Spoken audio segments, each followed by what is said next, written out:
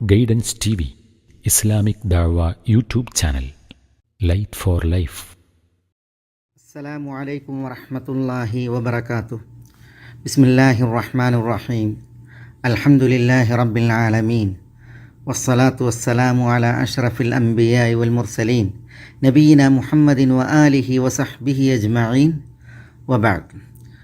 സഹോദരന്മാരെ, സഹോദരികളെ, അൽ അർബഊൻ അന്നവവിയ്യയുടെ ഈ ഹദീസ് പഠന ക്ലാസ് ശ്രവിക്കുന്ന ബഹുമാന്യ ശ്രോതാക്കളെ, ഇന്നത്തേത് നമ്മുടേത് 14ാമത്തെ ഹദീസാണ്. അൻ ഇബ്നി മസ്ഊദിൻ റളിയല്ലാഹു അൻഹു ഖാൽ ഖാല റസൂലുള്ളാഹി സ്വല്ലല്ലാഹു അലൈഹി വസല്ലം ലാ യഹില്ലു ദമു ഇംരിഇൻ മുസ്ലിമിൻ ഇല്ലാ ബിഇഹ്ദാ സലാസ് അസ്സയ്യിബു الزാനി വന്നഫ്സു ബിന്നഫ്സി വത്താരിഖു ലിദീനിഹി അൽ മുഫാരിഖു ലിൽ ജമാഅ. റവാഹുൽ ബുഖാരിയു വ മുസ്ലിം. ഈ ഹദീസ് മനുഷ്യ രക്തത്തിൻ്റെ വിലയും സ്ഥാനവും അറിയിക്കുന്ന ഹദീസാണ്.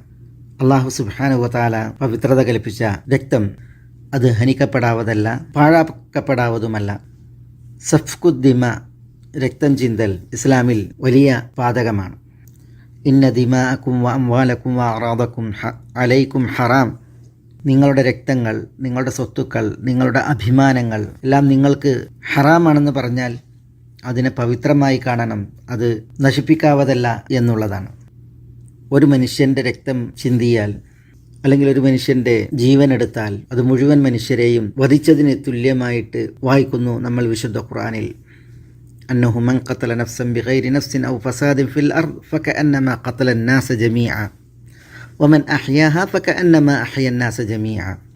ഒരു മനുഷ്യനെ കൊന്നാൽ അത് ലോകരെ മുഴുവൻ കൊന്നതിന് തുല്യം.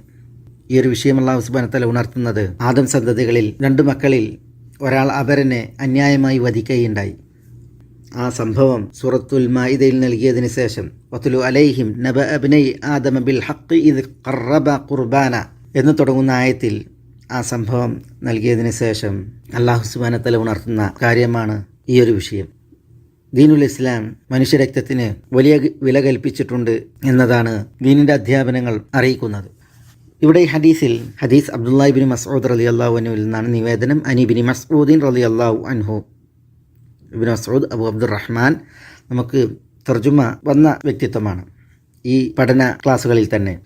ഖാല റസൂലുള്ളാഹി സ്വല്ലല്ലാഹു അലൈഹി വസല്ലം, അല്ലാഹുവിൻ്റെ റസൂൽ സ്വല്ലല്ലാഹു അലൈഹി വസല്ലം പറഞ്ഞു, ലാ യഹില്ലു ദമു ഇംരിഇൻ മുസ്ലിമിൻ, മുസ്ലിമായ ഒരു മനുഷ്യൻ്റെ രക്തം അനുവദനീയമാവുകയില്ല ഇല്ലാ ബി ഇഹ്ദാ സലാസ്, 3 കാര്യങ്ങൾ കൊണ്ടല്ലാതെ.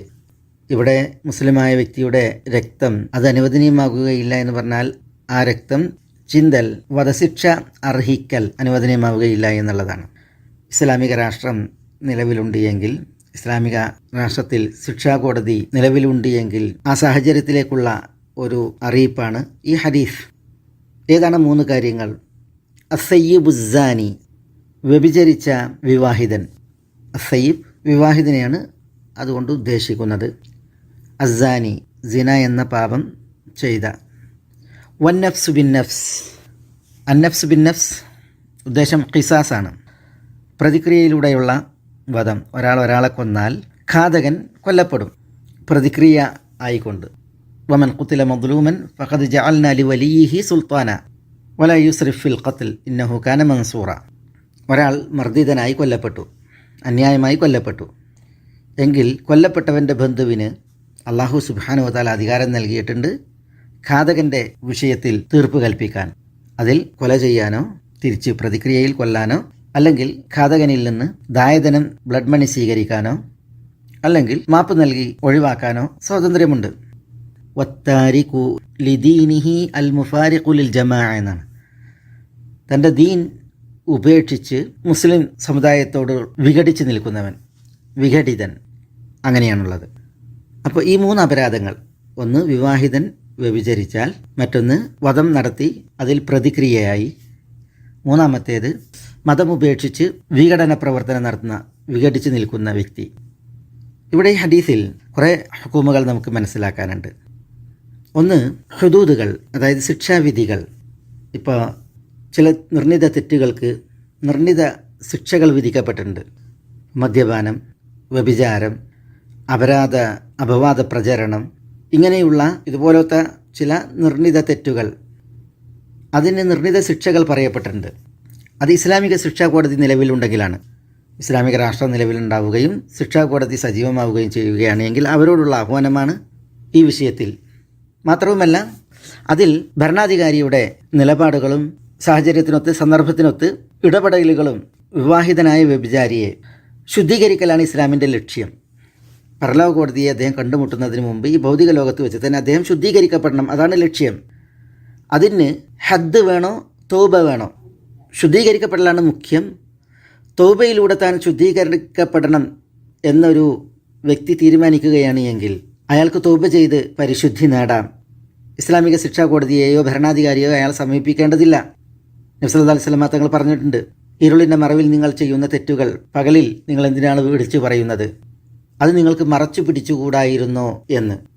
മാഇസ് ബിൻ മാലിക് എന്ന വ്യക്തി വിവാഹിതനായിരുന്നു, അദ്ദേഹത്തിന് ഈ തെറ്റ് വന്നു. അദ്ദേഹം നബി സല്ലല്ലാഹു അലൈഹി വസല്ലം തങ്ങളെ സമീപിച്ചത് പറഞ്ഞപ്പോൾ നബി സല്ലല്ലാഹു അലൈഹി വസല്ലം തങ്ങൾ അയാളിൽ നിന്ന് മുഖം തിരിച്ചു.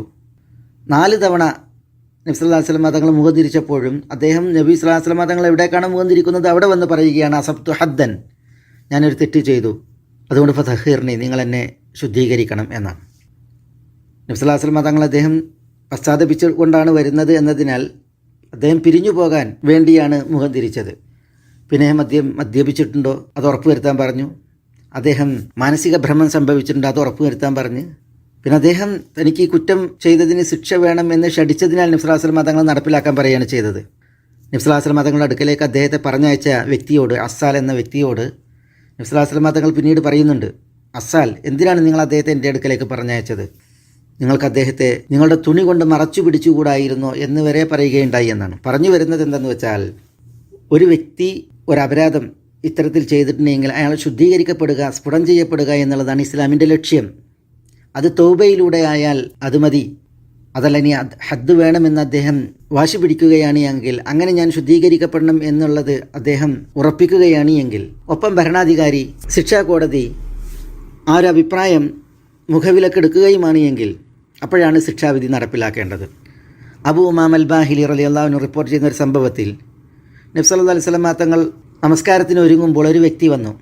എന്നിട്ട് അദ്ദേഹം നബിയോട് പറയുന്നത്, റസൂലെ, ഞാൻ അസബ്തു ഹദ്ദൻ ഫതഹിർനി ബി കിതാബില്ല, വ്യഭിചരിച്ചു പോയി, അള്ളാഹുവിൻ്റെ കിതാബിൽ ശിക്ഷാവിധി ഉണ്ടല്ലോ, അത് നടപ്പിലാക്കി നിങ്ങൾ എന്നെ ശുദ്ധീകരിക്കണം എന്നാണ്. അപ്പോൾ നബി സല്ലല്ലാഹു അലൈഹി വസല്ലം തങ്ങൾ എന്ത് ചെയ്തു? നമസ്കാരത്തിന് സമയമായിട്ടുണ്ട്, അദ്ദേഹം പറഞ്ഞത് കേട്ടതെന്ന് നടിക്കാതെ നിസ്കരിക്കുകയാണ് ചെയ്തത്. നബിയുടെ ഉദ്ദേശം അദ്ദേഹം എങ്ങനെയെങ്കിലും പിരിഞ്ഞു പോകട്ടെ എന്നായിരുന്നു. പക്ഷേ സലാം വീട്ടിയതിന് ശേഷം നബി സല്ലല്ലാഹു അലൈഹി വസല്ലം തങ്ങൾ നിസ്കരിച്ച് സലാം വീട്ടിയതിന് ശേഷം വീണ്ടും ഈ വ്യക്തി നബിയുടെ അടുക്കലേക്ക് വരുന്നുണ്ട്. നബി സല്ലല്ലാഹു അലൈഹി വസല്ലം തങ്ങൾ അവിടെ വിട്ട് വേഗം പോവുകയാണ്. അപ്പോൾ റസൂലുള്ളാഹി സ്വല്ലല്ലാഹു അലൈഹി വസല്ലം തങ്ങൾ അദ്ദേഹം സ്പീഡിൽ വന്ന് മുഖം കാണിച്ച് വീണ്ടും പറയണം, അസബ്തു ഹദ്ദൻ ഫതഹിർനി ബി കിതാബില്ല, ഞാനൊരു തെറ്റ് ചെയ്തു, അള്ളാഹിൻ്റെ കിതാബിൽ ശിക്ഷാവിധിയില്ല, അത് നിങ്ങൾ എന്നിൽ നടപ്പിലാക്കിയിട്ട് ശുദ്ധിയാക്കണം. അപ്പോൾ റസൂലുള്ളാഹി സ്വല്ലല്ലാഹു അലൈഹി വസല്ലം തങ്ങൾ അയാളോട് ചോദിക്കുകയാണ്, മനുഷ്യ, നിങ്ങളുടെ വീട്ടിൽ നിന്ന് പുറപ്പെട്ടപ്പോൾ അലൈസ ഖത്ത വദ്ദഅത ഫഹ്സൻതൽ വുദു, നിങ്ങൾ വുദു ചെയ്തില്ലേ, നന്നായി വുദു ചെയ്തില്ലേ? സുമ്മ ഷഹിദ്ത അസ്സല, പിന്നെ നിങ്ങളിവിടെ നിസ്കരിക്കാൻ പങ്കെടുത്തില്ലേ? മാന, നമ്മോടൊപ്പം. അപ്പോൾ അദ്ദേഹം പറയണം, അതെ, ഞാൻ വുദു ചെയ്തിട്ടുണ്ട്, ഞാൻ നിസ്കരിച്ചിട്ടുണ്ട്. അപ്പോൾ റസൂലുള്ളാഹി സ്വല്ലല്ലാഹു അലൈഹി വസല്ലം തങ്ങൾ എന്താ അദ്ദേഹത്തോട് പറഞ്ഞത്? ഇദ്ഹബ് ഫഇന്ന അല്ലാഹ ഖദ് അഫ അൻക, എന്നപ്പോൾ അള്ളാഹു നിനക്ക് മാപ്പ് നൽകിയിട്ടുണ്ട് എന്നാണ്. ഇമാം മുസ്ലിമും അബൂദാവൂദും ഇമാം അഹ്മദും ഒക്കെ റിപ്പോർട്ട് ചെയ്യുന്ന ഹദീസാണ്. അദ്ദേഹത്തോട് പോകാൻ റസൂലുള്ളാഹി സ്വല്ലല്ലാഹു അലൈഹി വസല്ലം തങ്ങൾ പറയുണ്ടായി. മുഖ്യം, പ്രധാനം ഇത്തരം ഹദീസുകളെ മുഖവിലക്കെടുത്ത് നബി സല്ലല്ലാഹു അലൈഹി വസല്ലം തങ്ങൾ പറഞ്ഞത് പരിഗണിച്ച് ഒരു വ്യക്തി ശുദ്ധീകരിക്കപ്പെടുക എന്നുള്ളതാണ് പ്രധാനം. ആ ശുദ്ധി തൗബയിലൂടെ കൈവരിക്കപ്പെട്ടിട്ടുണ്ടെങ്കിൽ അയാളിൽ ശിക്ഷാവിധി നടപ്പിലാക്കേണ്ട ആവശ്യമില്ല. എന്നാൽ തൗബയിലൂടെ അത് നടപ്പിലാക്കപ്പെട്ടിട്ടില്ല എങ്കിൽ, അല്ലെങ്കിൽ ഒരു വ്യക്ി തനിക്ക് ആ ശിക്ഷാവിധി വേണം എന്ന ശാഠ്യത്തിൽ തൗബ ചെയ്തത് പോരാ എന്ന് പറയുകയാണെങ്കിൽ, അതാണ് നമ്മൾ ഗാമിദിയയുടെയും ജുമാന അൽ ഗാമിദിയയുടെയും അതേപോലെ മാഇസ് ബിൻ മാലിക്കിൻ്റെയൊക്കെ ചരിത്രത്തിൽ വായിക്കുന്നത്. അപ്പോഴാണ് അവിടെ ശിക്ഷാവിധി നടപ്പിലാക്കേണ്ടത്. ജുമാന അൽ ഗാമിദിയ എന്ന് പറഞ്ഞില്ലേ, റസൂലെ, ഞാൻ തെറ്റ് ചെയ്തു പോയി. അപ്പോൾ റസൂലുള്ളാഹി സ്വല്ലല്ലാഹു അലൈഹി വസല്ലം തങ്ങൾ അവരെ മടക്കുകയാണ്. അപ്പോൾ അവർ പറയുകയാണ്, റസൂലെ, നിങ്ങൾ മാഇസിനെ മടക്കിയതുപോലെ നിങ്ങൾ എന്നെയും മടക്കുകയാണ്. എന്നെ നിങ്ങൾ ശുദ്ധീകരിക്കണം എന്നാണ്. അവിടെയാണ് പിന്നെ റസൂലുള്ളാഹി സ്വല്ലല്ലാഹു അലൈഹി വസല്ലം തങ്ങൾ അവർ ഗർഭിണിയാണ്, പ്രസവിച്ചു തരാൻ പറഞ്ഞതും മറ്റൊക്കെ നമ്മൾ വായിക്കണത്. അപ്പോൾ അതൊക്കെ അവർ തൗബ ചെയ്തിട്ടുണ്ട്. അപ്പോൾ അവർ മടങ്ങിപ്പോകട്ടെ, ശിഷ്ടകാലം ജീവിക്കട്ടെ എന്ന അർത്ഥത്തിലാണ് നബി സല്ലല്ലാഹു അലൈഹി വസല്ലം തങ്ങൾ പറയുന്നത്. പക്ഷേ ഒരു വ്യക്തി തൗബ ചെയ്തിട്ടും എനിക്ക് ശിക്ഷയിലെ കൂടെ ഒന്നുകൂടി ഞാൻ സ്ഫുടം ചെയ്യപ്പെടണം, ശുദ്ധീകരിക്കപ്പെടണം എന്ന് അവരാൽ വാശി പിടിക്കുകയാണ് എങ്കിൽ, അപ്പോഴാണ് പിന്നെ ഭരണാധികാരി കാണുകയാണ് എങ്കിൽ, അഭിപ്രായപ്പെടുകയാണെങ്കിൽ അവിടെയാണ് ഈ ശിക്ഷ നടപ്പിലാക്കേണ്ടത്. എന്നാൽ അപരാധം ചെയ്ത് പശ്ചാത്താപബോധമില്ല, കോടതിയുടെ മുമ്പിൽ ഭരണാധികാരിയുടെ മുമ്പിൽ തെറ്റ് തെളിയിക്കപ്പെടുകയുണ്ടായി എങ്കിൽ ശിക്ഷാവിധി നടപ്പിലാക്കേണ്ട ഒരു അനിവാര്യത കാണുകയാണ് എങ്കിൽ, ഭരണാധികാരി കാണണം, ശിക്ഷാ കോടതി കാണണം എങ്കിൽ ശിക്ഷ നടപ്പിലാക്കുന്ന അവസ്ഥയും ഉണ്ട്. പ്രധാനം ഒരു വ്യക്തി ശുദ്ധീകരിക്കപ്പെടുക എന്നുള്ളതാണ്. ഇപ്പോൾ പിന്നെ നമ്മൾ ചരിത്രത്തിൽ വായിക്കുന്നില്ല, നബി സല്ലല്ലാഹു അലൈഹി വസല്ലം തങ്ങളുടെ അടുക്കലേക്ക് 2 പേർ വന്ന് സംസാരിച്ചത്. ഒരാളുടെ മകൻ അപരൻ്റെ അടുക്കൽ ജോലിക്കാരനായിരുന്നു. ആ ജോലിക്കാരൻ തനിക്ക് ജോലി നൽകിയവൻ്റെ ഭാര്യയെ പ്രാപിച്ചു. അങ്ങനെ അതിൽ ഈ തെറ്റ് ചെയ്ത വ്യക്തി 100 ആടുകളെയും ഒരടിമയെയും ഈ ജോലി കൊടുത്ത, അഥവാ ആരുടെ ഭാര്യയാണോ ഈ തെറ്റ് ചെയ്തത്, അല്ലെങ്കിൽ അതിനോടാണ് തെറ്റ് ചെയ്തത്, അയാളുടെ ആ വ്യക്തിക്ക് കൊടുക്കാൻ പറഞ്ഞു. ഭർത്താവിന് 100 ആടുകളെയും ഒരു അടിമയെയും കൊടുക്കാൻ പറഞ്ഞ് അതിന് ഫിദിയയായി. അപ്പോഴാണ് അവർ പണ്ഡിതന്മാരോട് ചോദിക്കുന്നത്. അപ്പോൾ പണ്ഡിതന്മാർ, അറിവുള്ള ആളുകൾ പറഞ്ഞു കൊടുത്തത്, നിൻ്റെ മകന് 100 അടിയും നാടുകടത്തലും ഇയാളുടെ ഭാര്യയ്ക്ക് എറിഞ്ഞുകൊല്ലൽ ശിക്ഷയുമാണ് എന്ന്. നബി സല്ലല്ലാഹു അലൈഹി വസല്ലം തങ്ങളുടെ അടുക്കൽ വന്നിട്ട് ഇവർ സംസാരിച്ച് റസൂലുള്ളാഹി സ്വല്ലല്ലാഹു അലൈഹി വസല്ലം തങ്ങൾ അതിൽ പറഞ്ഞത്, അള്ളാഹിൻ്റെ കിതാബ് പ്രകാരം ഞാൻ വിധിക്കാം, ആടുകളും അതേപോലെ അടിമയും അത് റദ്ദുൻ അലൈക്ക്, നിങ്ങൾക്ക് തിരിച്ചു തരണം. അതായത് ഈ മകൻ്റെ വാപ്പ വന്നിട്ടുണ്ടല്ലോ, ആ വാപ്പാക്ക് തിരിച്ചു തരണം. വാല ഇബ്നിക ജൽദുമിഅ വ തഗ്രീബു ആം, നിൻ്റെ മകന് 100 അടിയും 1 വർഷം നാടുകടത്തലുമാണ്. പിന്നെ നബി സല്ലല്ലാഹു അലൈഹി വസല്ലം തങ്ങൾ പറഞ്ഞു, വഖ്ദു യാ അനീസ് ഇല ഇംറഅതി ഹാദാ ഫൈൻ ഇഅ്തറഫത് ഫർജുംഹ. മറ്റേ വ്യക്തിയുടെ ഭാര്യയുടെ വിഷയത്തിൽ, തെറ്റുകാരിയായ സ്ത്രീയുടെ വിഷയത്തിൽ പറഞ്ഞത്, അനീസ് നീ പോയി അവർ കുറ്റം സമ്മതിക്കുകയാണ് എങ്കിൽ അവരെ ശിക്ഷ നടപ്പിലാക്കാൻ വേണ്ടിയിട്ട് പറഞ്ഞു. മനസ്സിലായേ? അപ്പോൾ ഞാനിവിടെ പറഞ്ഞു വരുന്നതെന്ന് വെച്ചാൽ മുഖ്യം ശുദ്ധീകരണമാണ്. ആ ശുദ്ധീകരണ പ്രക്രിയ തൗബയിലൂടെ നടന്നാൽ അത് മതി. അതില്ല എങ്കിൽ ഭരണാധികാരി ശിക്ഷാ കോടതി കാണുകയാണ് ശിക്ഷിക്കപ്പെടണം എങ്കിൽ അപ്പോഴാണ് ശിക്ഷ നടപ്പിലാക്കേണ്ടത്. ഇസ്ലാമിൻ്റെ മഹത്വവും മേന്മയും ഒക്കെ ഈ വിഷയത്തിൽ എത്രമേൽ മഹനീയം എന്ന് സഹോദരന്മാരെ നമ്മൾ വായിക്കുകയാണ്. പിന്നെ വന്നഫ്സു ബിൻ നഫ്സ്, രണ്ടാമത്തേത് പ്രതിക്രിയയാണ്. ഖിസാസിലൂടെ വ്യക്തികൾ കൊല്ലപ്പെടും. അതിൻ്റെ ഷർത്തുകൾ പൂർത്തീകരിക്കപ്പെടുന്ന അവസ്ഥയുണ്ടായാൽ അല്ലാഹു സുബ്ഹാനഹു വ തആല പറഞ്ഞു, വലാ തഖ്തുലു നഫ്സല്ലത്തി ഹറമല്ലാഹു ഇല്ലാ ബിൽ ഹഖ്, ഒരിക്കലും മനുഷ്യരെ കൊല്ലാൻ പാടുള്ളതല്ല ഹക്കായ നിലക്കല്ലാതെ. ഹക്കായ നിലക്കുള്ള കൊല അതാണ് ഇവിടെ ഈ ഹദീസിൽ പറയുന്നത്. വമൻ ഖുതില മദ്ലൂമൻ ഫഖദ് ജഅൽനാ ലി വലിയിഹി സുൽത്താന എന്നാണ്. ഒരാൾ കൊല്ലപ്പെട്ടിട്ടുണ്ട് എങ്കിൽ ആ കൊല്ലപ്പെടൽ അയാൾ മർദ്ദിതനായ നിലക്കാണ് കൊല്ലപ്പെട്ടതെങ്കിൽ, അന്യായമായിട്ടാണ് ഒരാൾ കൊല്ലപ്പെട്ടത് എങ്കിൽ, ഹക്കായ നിലക്കല്ല എങ്കിൽ, അപ്പോൾ ഫഖദ് ജഅൽനാ ലി വലിയിഹി സുൽത്താന, കൊല്ലപ്പെട്ടവൻ അവൻ്റെ ബന്ധുക്കൾക്ക് ഉത്തരവാദികൾക്ക് അല്ലാഹു സുബ്ഹാനഹു വ തആല അധികാരം നൽകി.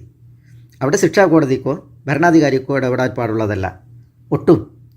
പിന്നെയോ കൊല്ലപ്പെട്ടവൻ്റെ ബന്ധുക്കളാണ്, ഉത്തരവാദികളാണ് തീരുമാനിക്കേണ്ടത് കൊന്നവനെ എന്ത് ചെയ്യണമെന്ന്. അത് നമ്മൾ ഇവിടെ പറയണ്ടായി. അതിൽ ഒരിക്കലും ഭരണാധികാരിക്ക് ഉപദേശിക്കാം, വസിയത്ത് ചെയ്യാം, മാപ്പിൻ്റെയൊക്കെ വിഷയത്തിൽ എന്നല്ലാതെ ഒരിക്കലും അധികാരമല്ല. അധികാരം അത് കൊല്ലപ്പെട്ടവൻ്റെ ബന്ധുക്കൾക്ക് മാത്രമുള്ളതാണ്. ആ വിഷയത്തിൽ നമ്മൾ വായിക്കുന്ന ഒരു മഹാചരിത്രമുണ്ട്. അമീറുൽ മുഅ്മിനീൻ ഉമർ റളിയല്ലാഹുവിൻ്റെ അടുക്കലേക്ക് കുറച്ച് ആളുകൾ ഒരു കൊലയാളിയെ കൊണ്ടുവന്നത്. കൊലയാളികളെ കൊണ്ടുവന്നിട്ട് നിർത്തി. കൊണ്ടുവന്നവർ പറയുന്നത്, ഞങ്ങളുടെ പിതാവിനെ വധിച്ച ഘാതകനാണ് ഇയാളെന്നാണ്.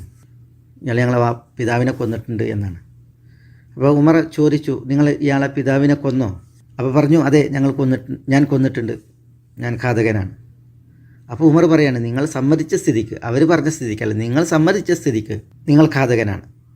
ഇനി നിങ്ങളുടെ വിഷയത്തിൽ വിധിക്കേണ്ടതും തീരുമാനിക്കേണ്ടതും ഇവരാണ്, ഈ മക്കളാണ്.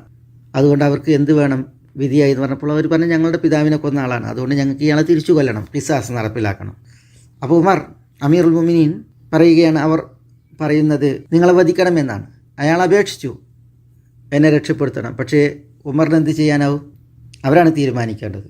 അവർ നിങ്ങളെ പ്രതിക്രിയക്ക് വിധേയനാക്കണമെന്ന് പറയുമ്പോൾ അത് അവരുടെ അവകാശമാണ്. ആ വ്യക്തി താൻ കൊല്ലപ്പെടുമെന്ന് കണ്ടപ്പോൾ അയാൾ മുന്നിൽ കണ്ട വെള്ളമെടുത്ത്, അല്ലെങ്കിൽ വെള്ളം അപേക്ഷിച്ച് അത് കയ്യിൽ പിടിച്ച്, ഈ വെള്ളം കുടിച്ച് തീരുവോളം എന്നെ ജീവിക്കാൻ സമ്മതിക്കണം എന്ന് പറയുകയാണ് ചെയ്തത്. അപ്പോൾ ഉമർ അതൊരു ന്യായമായ അവകാശമാണ്. ഒരു വ്യക്തിയുടെ അന്ത്യാഭിലാഷം. ഉമർ സമ്മതിച്ചു, നിങ്ങൾ ആ വെള്ളം കുടിക്കുന്നത് വരെ നിങ്ങൾ വധിക്കപ്പെടുകയില്ല, വെള്ളം കുടിക്കാൻ പറഞ്ഞു. അപ്പോൾ അയാൾ ആ വെള്ളം ഒഴിവാക്കുകയാണ്. എന്നിട്ട് അദ്ദേഹം പറയുകയാണ്, അമീറുൽ മുഅ്മിനീൻ, നിങ്ങൾ എനിക്ക് വാക്ക് നൽകിയിട്ട് ഞാൻ ഈ വെള്ളം കുടിച്ച് തീരുന്നത് വരെ കൊല്ലപ്പെടില്ല എന്നുള്ളത്. അതുകൊണ്ട് ഞാൻ ഈ വെള്ളം കുടിക്കുന്നില്ല എന്ന് പറഞ്ഞാണ് അയാൾ അത് ഒഴിവാക്കുന്നത്. അപ്പോൾ ഉമറിന് അയാളുടെ ആ ഒരു ചതിപ്രയോഗത്തിൽ അരിശം വന്നു. നിങ്ങൾ കൊലയാളിയാണ്, അതൊരു അപരാധം. രണ്ടാമത്തേത് നിങ്ങളൊരു ചതിയാണ് നടത്തിയത്, അത് മറ്റൊരു അപരാധം. അതുകൊണ്ട് നിങ്ങൾ വധിക്കപ്പെടുക തന്നെ ചെയ്യും എന്ന് ഉമർ പറഞ്ഞപ്പോൾ ഇയാളെ കൊണ്ടുവന്ന ആ മക്കളും, ഇയാൾ പ്രതിക്രിയയിലൂടെ കൊല്ലപ്പെടണമെന്ന് വാശി പിടിച്ച ആ മക്കൾ ഉമറിനോട് പറയുകയാണ്, അമീറുൽ മുഅ്മിനീൻ, നമ്മൾ മുസ്ലിമീങ്ങളാണ്, നമ്മൾ അയാൾക്ക് വാക്ക് കൊടുത്തു, അതുകൊണ്ട് തന്നെ ആ വാക്ക് നമ്മൾ മാനിക്കണം, പാലിക്കണം. അതുകൊണ്ട് അയാൾ ആ വെള്ളം കുടിക്കാത്ത കാലത്തോളം നമ്മൾ അയാളെ വധിക്കാൻ പാടില്ല എന്ന് പറഞ്ഞപ്പോൾ അതൊരു വലിയ സന്ദേശമായി. അവിടെ വലിയൊരു ആദർശം പുലരുകയുണ്ടായി.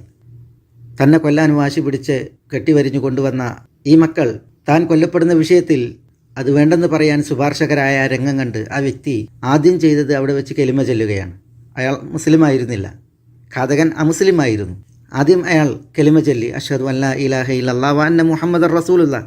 പിന്നീട് അയാൾ ഉമറിനെ നോക്കി പറഞ്ഞ ഒരു വചനം, അമീറുൽ മുഅ്മിനീൻ, നിങ്ങളുടെ വാളിൻ്റെ മൂർച്ച കണ്ടല്ല ഞാൻ കലിമ ചൊല്ലുന്നത്. ഞാനിവിടെ കലിമ ചൊല്ലിയത് ഈ ഇസ്ലാമിൻ്റെ സൗന്ദര്യം അനുഭവിച്ചും അറിഞ്ഞുമാണ് എന്നാണ്. സഹോദരന്മാരെ, നമ്മുടെ ദീൻ അതിൻ്റെ പ്രായോഗികത കണ്ട്, അതിൻ്റെ ഉപരിപ്ലവ രൂപം കണ്ട്, അതിലെ അനുഭവങ്ങൾ, അതിൻ്റെ പ്രായോഗിക മേഖലകൾ ദർശിച്ച് എത്രയെത്ര സുന്ദര പാഠങ്ങളാണ് നമ്മൾ വായിക്കുന്നത്, എത്ര മഹനീയ ചരിതങ്ങളാണ് നമ്മൾ വായിക്കുന്നത്. എന്നാൽ അതേ വിഷയങ്ങളെ എടുത്തിട്ട് ചില വചനങ്ങളുടെ കഷ്ണങ്ങളെ മുറിച്ചിട്ട് ഇന്ന് ഇസ്ലാമിനെ അടിക്കുവാനും ഇസ്ലാമിനെ മോശപ്പെടുത്താനും ഇസ്ലാമിൻ്റെ സുന്ദര മുഖത്തെ വികൃതമാക്കാനും പലരും പാഴ്ശ്രമങ്ങൾ നടത്തിക്കൊണ്ടിരിക്കുന്നു എന്നതാണ് ദയനീയമായ അവസ്ഥ. അതിൽ മുസ്ലിം നാമധാരികൾ, മുനാഫിക്കുകൾ, സിന്ദീഖുകൾ സജീവമാണ് എന്നുള്ളതാണ് ഞെട്ടിക്കുന്ന വസ്തുതയും. പക്ഷേ കാലാതിവർത്തിത്വമാണ് ഈ ദീനിൻ്റെ പ്രത്യേകത. ഇത് കാലത്തെ അതിവർത്തിക്കുക തന്നെ ചെയ്യും. ഇതിന് അള്ളാഹു മേൽക്കോയ്മയും ഇതിന് അള്ളാഹു വ്യാപനവും നൽകുക തന്നെ ചെയ്യും. അത് അവിശ്വാസികൾക്ക് എത്ര അനിഷ്ടകരമാണെങ്കിലും ശരി, വലൗ കരിഹൽ കാഫിറൂൻ, കാഫിറുകൾ എത്ര അനിഷ്ടം പ്രകടിപ്പിച്ചാലും ശരി, ഇത് തിളങ്ങും, ഇത് വിളങ്ങും, ജാജ്വല്യമാനമായി ഇത് ഉയരുക തന്നെ ചെയ്യും എന്നതാണ് ചരിത്രം. അടുത്തത് വത്താരിഖുലി ദീനിഹിൽ മുഫാരിഖുലിൽ ജമാഅ, ദീൻ ഉപേക്ഷിച്ച് ജമാഅത്തിനെ വെടിയുന്നവൻ അല്ലെങ്കിൽ ജമാഅത്തിൽ നിന്ന് വിഘടിച്ച് നിൽക്കുന്നവൻ എന്നാണ്. ഇതും ഇസ്ലാമിക ഭരണമുണ്ട് എങ്കിൽ, അവിടെ ഭരണാധികാരിയും ശിക്ഷാകോടതിയും ഉണ്ട് എങ്കിൽ നടപ്പിലാക്കുവാനുള്ള വിധിയാണ്. അത്തരം വിഘടിതരെ തൗബക്ക് അവർക്ക് അവസരം നൽകണം. അവർ പശ്ചാത്തപിക്കുവാൻ കാലതാമസം കൊടുക്കണം. അത് 3 ദിവസമാണോ 1 മാസമാണോ, ഇനി ഒരു വിഘടിതൻ നന്നാവുമെന്നുള്ളൊരവസ്ഥയാണ് എങ്കിൽ എന്നേക്കുമാണോ, അതൊക്കെ ഈ വിഷയത്തിൽ പണ്ഡിതന്മാർ വിശദീകരിച്ച് നമുക്ക് വായിക്കുവാൻ സാധിക്കും. ഏതായാലും ഇങ്ങനെ കുറേ മസാലകളുള്ള ഒരു വിഷയമാണ് ഈ ഒരു വിഷയം എന്നാണ് ഉണർത്തുന്നത്. മഹനീയമായ ഒരു ഹദീസ്, അതാണ് നമ്മളിവിടെ മനസ്സിലാക്കിയത്. ഇമാം ബുഖാരിയും മുസ്ലിമും ഈ ഹദീസ് നിവേദനം ചെയ്യുന്നു. ഇൻഷാ അല്ലാഹ് അൽ അർബഊൻ അൻ-നവവിയിൽ നമുക്ക് മറ്റൊരു ഹദീസ് അടുത്ത ക്ലാസ്സിൽ പഠന വിധേയമാക്കാം. അല്ലാഹു സുബ്ഹാനഹു വ തആല നാം ഏവരെയും എല്ലാ നന്മകളിലേക്കും ഉദവിയേറ്റി അനുഗ്രഹിക്കുമാറാവട്ടെ. അല്ലാഹു സുബ്ഹാനഹു വ തആലയിൽ നിന്നുള്ള മഗ്ഫിറത്തും റഹ്മത്തും അല്ലാഹു സുബ്ഹാനഹു വ തആല നമുക്ക് ഏവർക്കും പ്രദാനം ചെയ്യുമാറാവട്ടെ. അല്ലാഹു സുബ്ഹാനഹു വ തആല നമ്മുടെ വീഴ്ചകളെ നികത്തുമാറാവട്ടെ, തെറ്റുകുറ്റങ്ങൾ പൊറുക്കുമാറാവട്ടെ. ആരോഗ്യവാന്മാരായി സുരക്ഷിതരായി വിശുദ്ധ റമദാൻ മാസത്തിൽ നോമ്പനുഷ്ഠിക്കുവാൻ, നമസ്കരിക്കുവാൻ, പുണ്യങ്ങൾ പ്രവർത്തിക്കുവാൻ അല്ലാഹു നമുക്ക് ഏവർക്കും തുണ പ്രദാനം ചെയ്യുമാറാവട്ടെ. വസല്ലല്ലാഹു വസല്ലമ വബാറക അല നബിയിന മുഹമ്മദിൻ വ ആലിഹി വസഹ്ബിഹി അജ്മഈൻ. അസ്സലാമു അലൈക്കും വറഹ്മത്തുള്ളാഹി.